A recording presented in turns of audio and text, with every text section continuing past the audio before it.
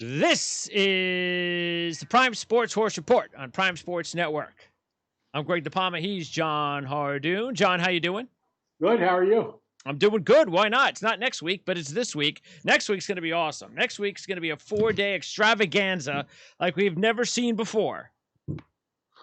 Well, we've seen it before, but we've never seen the Kentucky Derby run in September. That we've never seen before, and probably will never see it again. So, Oh, see, because we got the Labor Day, and since Kentucky Derby is never around Labor Day, and then we got the Kentucky Oaks on a Friday, that gives us Kentucky Oaks Day Friday, Kentucky Derby Day Saturday, more grade stakes races Sunday, and then Labor Day stakes races. You got to love it. It's a bonanza. Oh, yeah. So that means that we have to get off to a good start on Friday or Saturday, because if not, then Sunday and Monday are going to be catch-up days. Well, you got to build your bankroll. Is what you Absolutely. By the way, out of the 3 races we were looking at this week, the only race we decided not to do was race number 7. That's because it's the Grade 2 Amsterdam. It's only 6 horses in the field, and some short horses as far as the odds are concerned as well. So, but races 8 and 9, that's what we're going to go with. And we're going to start with 8, of course, and we can do double racing if we want to, double wagering if we want to, because of 8 and 9 back-to-back. And by the way, Del Mar, we're not doing anything big at Del Mar that was worth mentioning? I think you have one stake race. Maybe. Yeah, just one. Yeah, that's what it looked like to me. Let me look. No, that's okay. No big deal. I don't even think it's a grade 1. I think it's like a grade 2.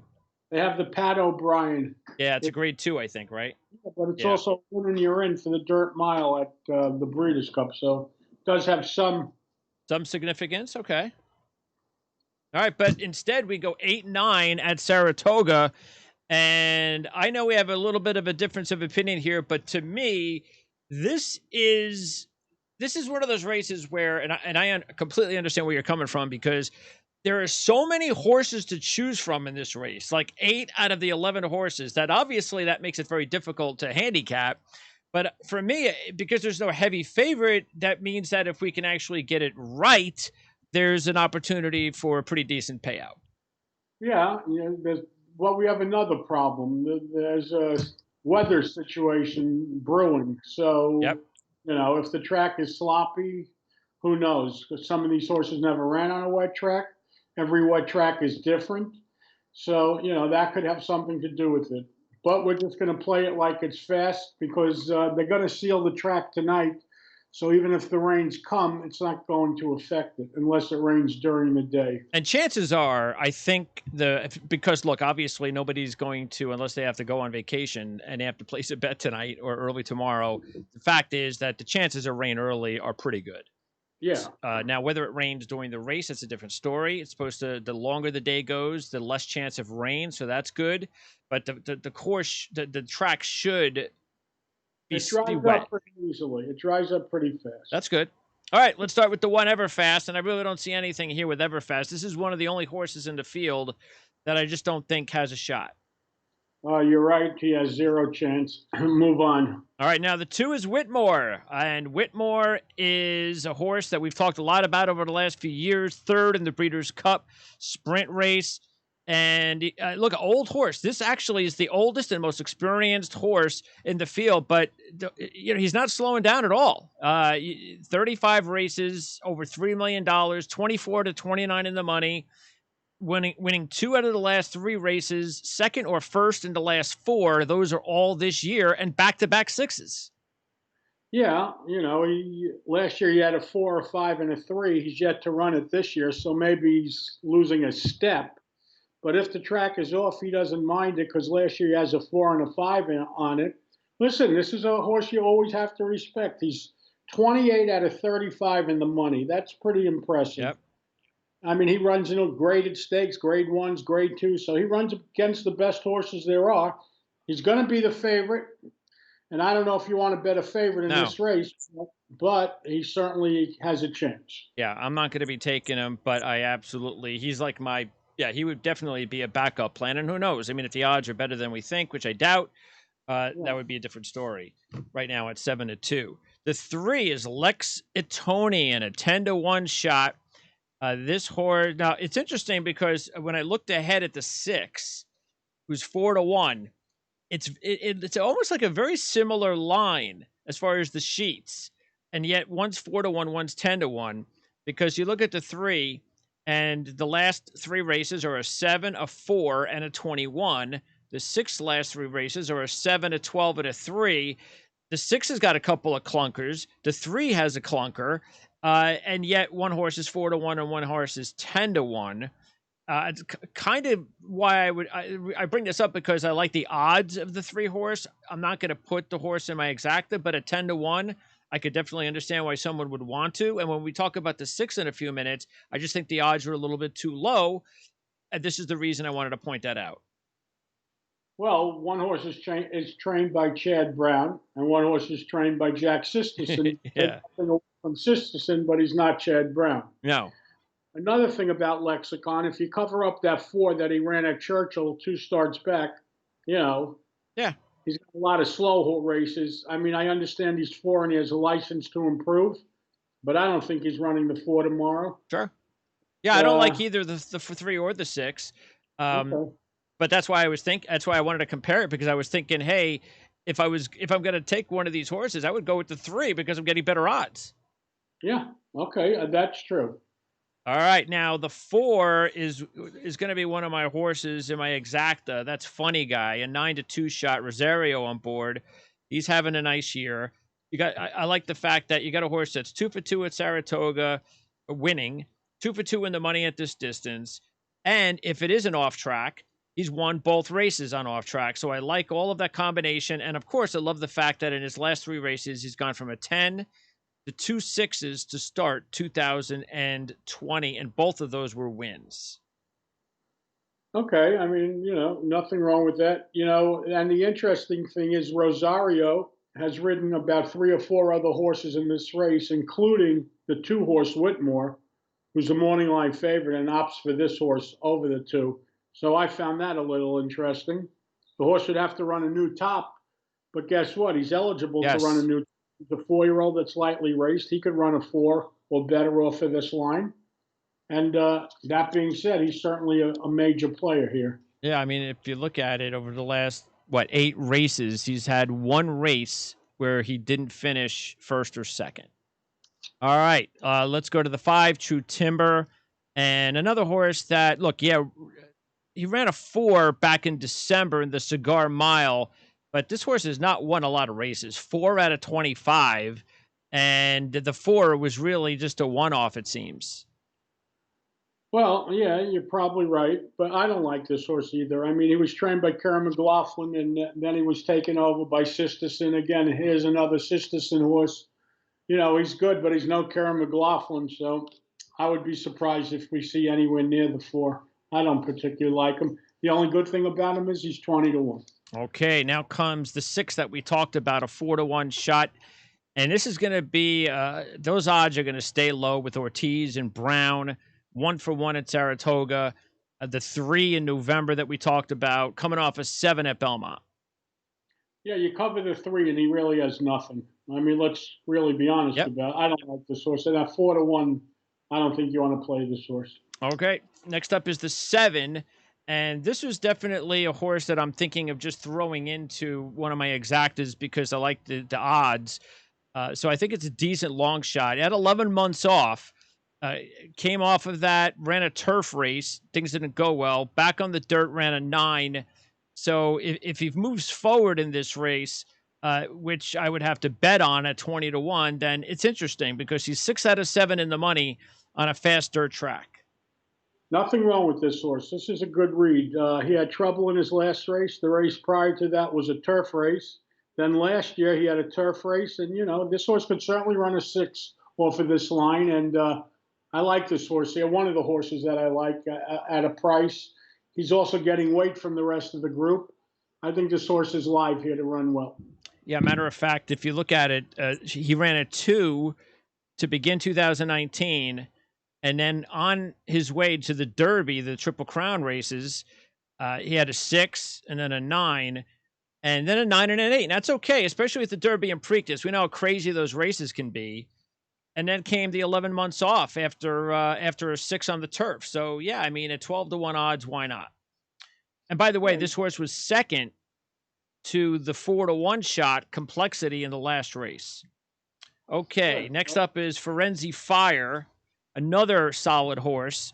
What you like about this horse are the odds at 8-1. Second in this race last year. The sheets are really good. If you're taking a look at consistency, this horse in the last 8 races has ranged from a 1 to a 7 with a couple of 5s and a 3. Yeah, what's good about this horse is this is one of the horses that were trained by one of those guys that was suspended for cheating. Service, Jason Service. So Kelly, yes, 3 races ago, correct, Okay. yes. Well, and not many of those horses have run when they came back under new trainers. This is an exception to the rule. Yep. This horse actually is running. You know, he didn't run the 3 or the 1 yet that he ran for Service, but he ran 5s. You know, and he has a race over the track. This horse is 8-1, and at 8-1, I think he's worth a play for sure. The only question I have is the distance. Seems to be better going shorter, but listen, he has the 5 at 7 furlongs, 2 starts back, so or 6.5 furlongs, I should say. Listen, this horse is fine. If you get anywhere near 8-1, you got to use him. Absolutely. Again, another contender among a race of contenders. The 9 is Majestic Dunhill, a 20-1 shot.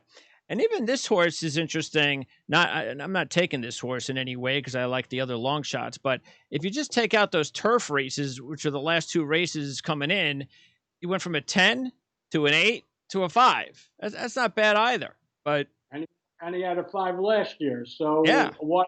And he's 20-1. So I wouldn't be that quick to dismiss this horse. No, that's what it's. Yeah, you're right. It's just so many contenders in this race to choose from. And this is another one. Yep. So this is a headache, this race. It's really a headache. All right, next up is the other horse in my exacta, which is Mind Control, a 6-1 shot. And Mind Control, again, if you take out that 10, that's the only bad race over the last 5 or 6.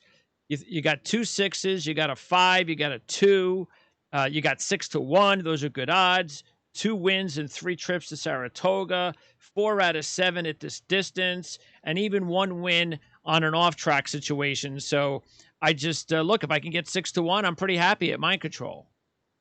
The only problem you have with this horse is if the track comes up sloppy. The worst race that he's run this year was the 10, and that was on a sloppy track. Yes. So yeah, I don't know where the only other one that he did was that good track, but that was the one last year at Aqueduct. Yeah, that's set at the bottom there. Yeah. So that's the only crink in his armor or whatever you want to say. But I'll be honest with you. 6-1 in this field is not a great price. Yeah, well, sure. You can literally make cases for bombs. Yep. I don't know. It's just my it's opinion. Tough, yeah. All right, 11 is Fortin Hill, another 6-1 shot. And really, there's nothing to not like about this horse in 4 starts. The only bad race the horse had was when the rider, Ortiz, who's on the horse this time, was not on him in the April start, but that was still a second. The other 3 races, 8-7-5, including a win on a sloppy track. And it's Chad Brown and Ortiz. So this horse might wind up shorter than 6-1. Yeah, but the problem I have with this horse is obviously he has physical problems. He had 1 race at 2, 1 race at 3. Now he has 2 races at 4. The good news is he's making his 3rd start of the year, with something he hasn't done, at any other point in his life. Yes. Also, he's never raced against these kind of horses. He's optional claiming races. Now these are grade 1s and grade 2 horses. I think you want to get longer than 6-1 on this horse, and he'll probably be longer than 6-1. So after going through the entire card and the entire race, my head is spinning. Yeah. Well, look, this is one of those races. There are times when you get stumped, and they stumped me here. Well, this is one of those races where that kind of proves that the reason why you want to listen to this show is because we're also going to give you the information so you can make up your own mind. That's exactly right. And so I'm going to go 4, 7, 10 in an exacta. The 4 and the 10 are my top ones. I figure I'll throw the 7 in there with the long number, and just in case he slips in there. And that's the way I'll go. 4, 7, and 10. What did you do with Forenzi Fire, the 8? No, I'm not going to do anything with Forenzi Fire. Well, he's 8-1. I know. I know. We're gonna have to leave out a good horse or two. Yeah, well, I'll leave that up to you to take that's Forenzi good. Fire. I think I'll be having lunch during this race. It's a great race to watch. You really have to wait and see prices. Yeah, I mean, you're right. That's what it is.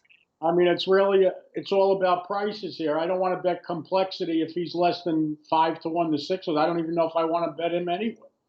And Whitmore, he's 7-2. I don't know. I really don't know, Greg. I mean, honestly. As far as the longer shots, which will pretty much you would think would stay long. Again, the win-win-win is a pretty good way to go. Yeah, either win-win-win or, believe it or not, even Majestic Dunhill may not be the worst idea at a big, big price. He's 20-1 on the morning line. Yes. Would be a bad idea to put at least even a place bet on that one. Kind of like that horse we liked last week, that horse Casa Creed. He ran third. He was 22-1 when they got in the gate. He ended up going off 10-1. He finished third.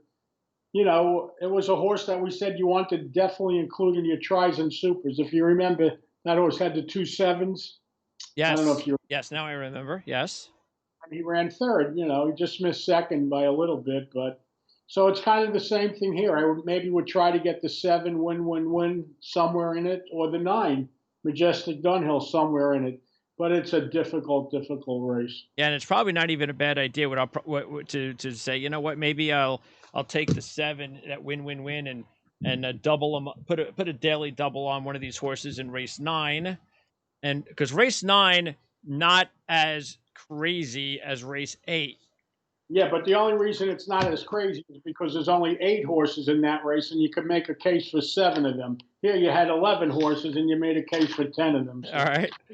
It's not that you did a heck of a job of picking out 2 extremely difficult races. Yes. Let's get to the 9th race. 1.5 turf race, Sword Dancer. The 1 is I don't see the 1.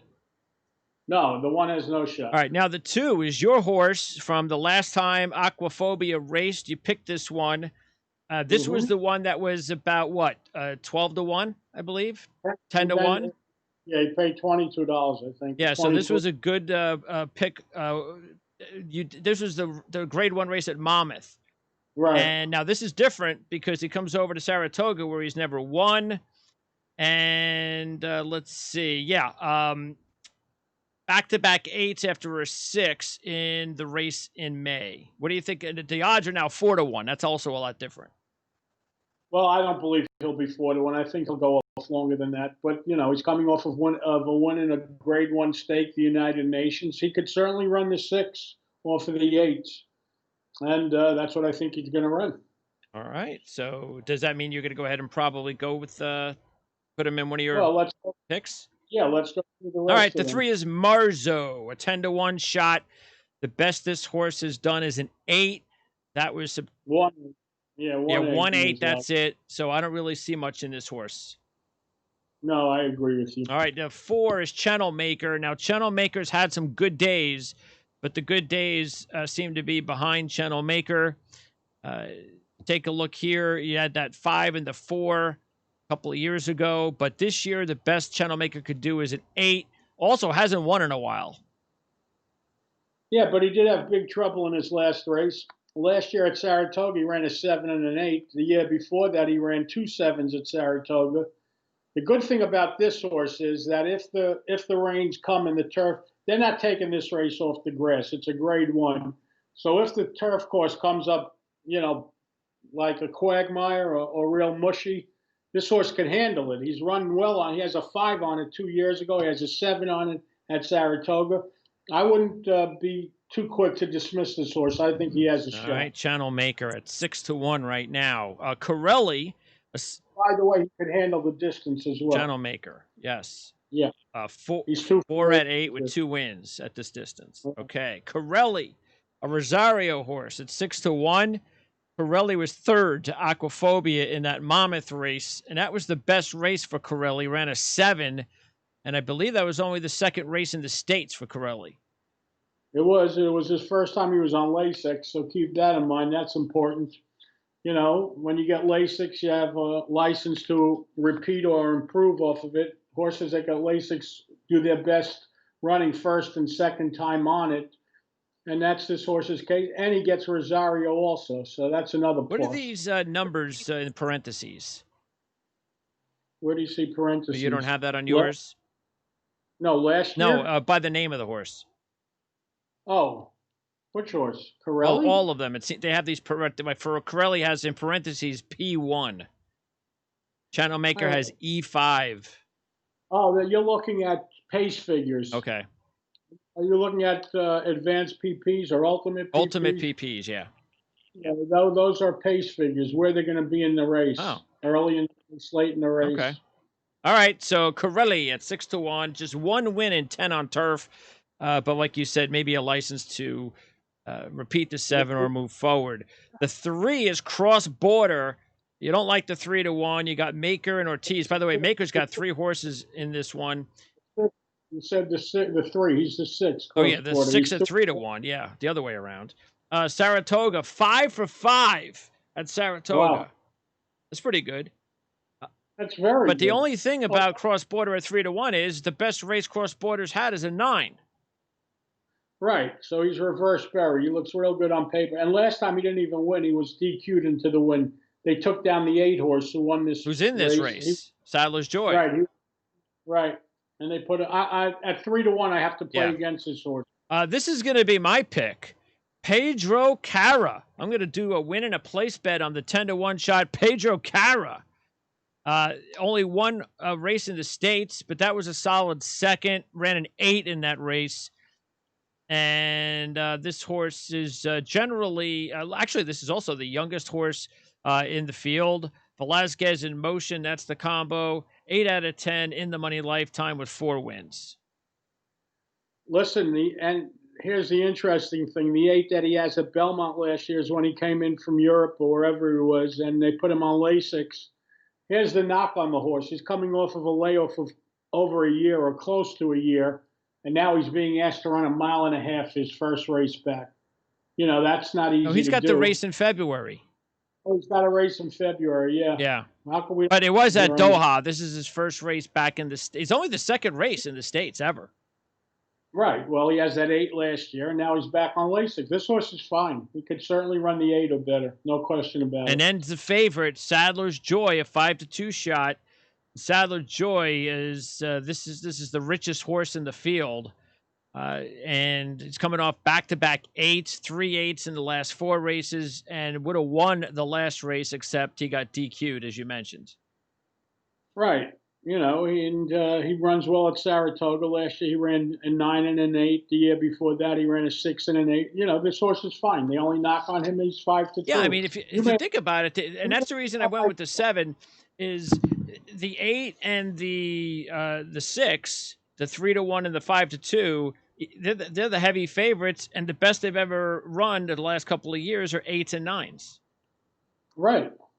Listen, I like your idea. I do. I really do. I think he has a pretty good shot. I would also include Channel Maker. Okay, that's a good idea. Because he's 6-1, but he'll go off longer than 6-1 because everyone sees that he hasn't won in a while. And he keeps getting beat by these horses. However, he's running the numbers, you know, and he could handle the distance. He's 2 for 8 at the distance, which is important. So, yeah, 4-7. Okay. And anyone else you want. Excellent. Sounds good. John, next week is going to be a bonanza. As a matter of fact, we have to do Thursday next week, don't we? We do. I think I have a Zoom seminar for the sheets. I'll find out what time it is. We'll work at a time. Yeah, we'll do Thursday night instead of Friday. Yeah, because because that'll give us an opportunity to take a look at Friday and Saturday's cards. We'll do the Oaks and the Derby next Thursday night. That's the move. Just stay tuned and look for what time we're going to be doing it. Excellent. Well, yeah, the day is fine. Yeah, okay. Either way, John, I appreciate it as always. Stay dry. And are you heading home after the meet? I'll be here a while. You mean you don't want to go to California?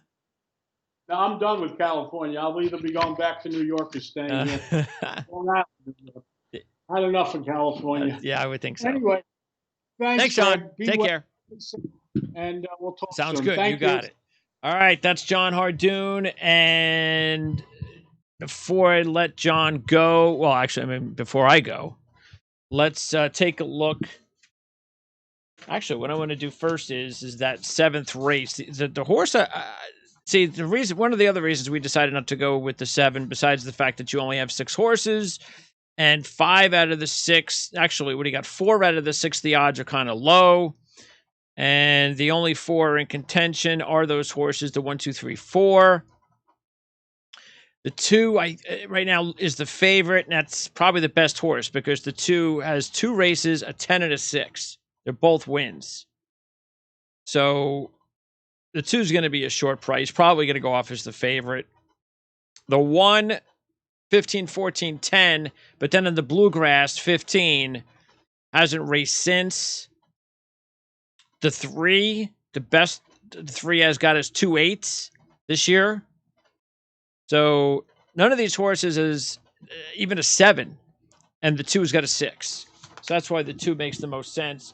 And what I'll probably do is just take a look at the double wagering and see what the payouts are, and put the 2 on top of maybe in the 9th race, the 8th race, and go with that 7 win at 12-1, something like that. So this way, because if I'm thinking of putting a win or place money on win at 12-1, and I like that favorite, the 2 with this in the 7th, then why not increase your payout with win on a double? That's the way I'm probably going to do it.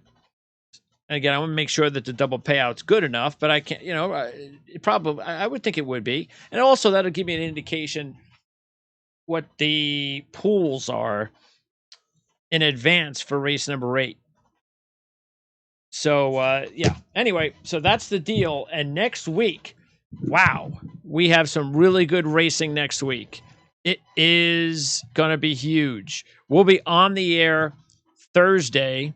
And the reason I was telling John that mentioning with John that it doesn't matter when the time we're on, is because no matter what, the show will be available. Well, to anybody that subscribes to the channel on YouTube, and this is the reason why it gives you an edge to subscribe, or even if you go to our Twitter page at Prime SN.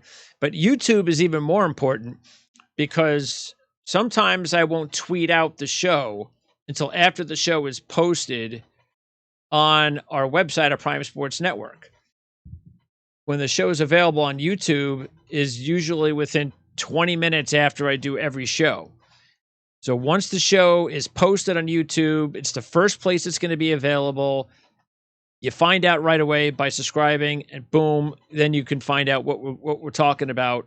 And this way, if we do a show at 4 o'clock, it'll be available at around 4:20, 4:30. If we do it at 7 or whatever, like now it's 7:30, it'll be available at whatever, 8, something like that.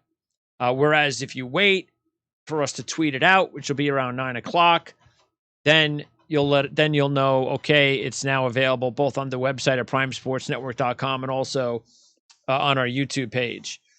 But next week, bottom line is, no matter what time we do the show, we will have a show on Thursday, so it will be available before Friday. And as John said, we'll take the easy way out. Now, it's interesting because last week or the week before we were talking about the Derby's field number and how different it's going to be from every other year where you get 20 horses. And John had indicated he thought that is going to be half the field. So we haven't talked about that since. Whatever, the field is going to be smaller. And we know in the Kentucky Derby that there's the possibility for a heavy favorite. I mean, the horse, the name, it just escapes me, but we've talked about it a few weeks ago that this is going to be a Kentucky Derby where more than likely, especially with the shorter field, you're going to see a heavy favorite. That horse that looked awesome a few weeks ago, and again, it escapes me, but you know who I'm talking about. The chances are with a shorter field, it's going to be an incredibly short price. So it's not even going to be a very good wagering race. And who knows? Maybe the Kentucky Oaks is not going to be a great wagering race either. So what I'm going to try and do, we've got 2 grade 1s on Friday and 4 grade 2s on Friday from Churchill. So what I'll try and do, and if we do the Oaks, we do the Oaks, is get that backup race that when John is finished, I'll sneak in a backup race. Then on Saturday's card, of course, we're going to do the Derby no matter what. But again, what if it's not a good wagering race? Heavy favorite. Let's say he wins. No payout. There's got to be another race that we can make some money off of. Well, we got 2 other grade 1s and 3 grade 2s and a grade 3 all at Churchill. We also have a grade 2 at Del Mar, a 2 and a 3 at Gulfstream, a 1 and 3 2s at Saratoga. So there's more than enough races. But even between Friday and Saturday, for me to be able to take a race or 2 out of there, besides the Oaks and the Derby, and give you an indication of not only, again, not the picks, but just the information. So I'll throw as much information as I can your way regarding the sheet numbers and see if we can get a couple of other races on next week's show other than the 2 big ones. And then at Labor Day, you have the grade 1 Del Mar Futurity and the grade 1 Hopeful, both sponsored by Run Happy. Now, unfortunately, I guess what we're going to pay, we're going to basically pay for the great weekend next weekend, the great 4-day weekend next weekend, because it slows up after next weekend. There's just not a lot of big races. I mean, I have to check, and maybe some have popped up, but I doubt it. I don't think we have anything really big until October when we get to the Preakness. And then we got Keeneland in November for the Breeders' Cup. And of course, we know how huge that is. But we'll update those once we get into next week's show. We'll take a look at what everything looks like between Derby weekend and the Preakness weekend. But again, between those three big races, Kentucky Derby weekend, Pimlico weekend, and Keeneland weekend, the racing might kind of slow down a little. Not sure if that's going to mean that we're going to take a hiatus for a few weeks. Very, very, very, very, very short hiatus, if that even qualifies for a hiatus. But bottom line is we'll let you know definitely on the show next week. And I was going to try to actually talk John into doing 2 shows, but I don't want to push my luck. All right, so that'll wrap it up for the Prime Sports Horse Report. We'll see you next week, everybody. Thanks for tuning in.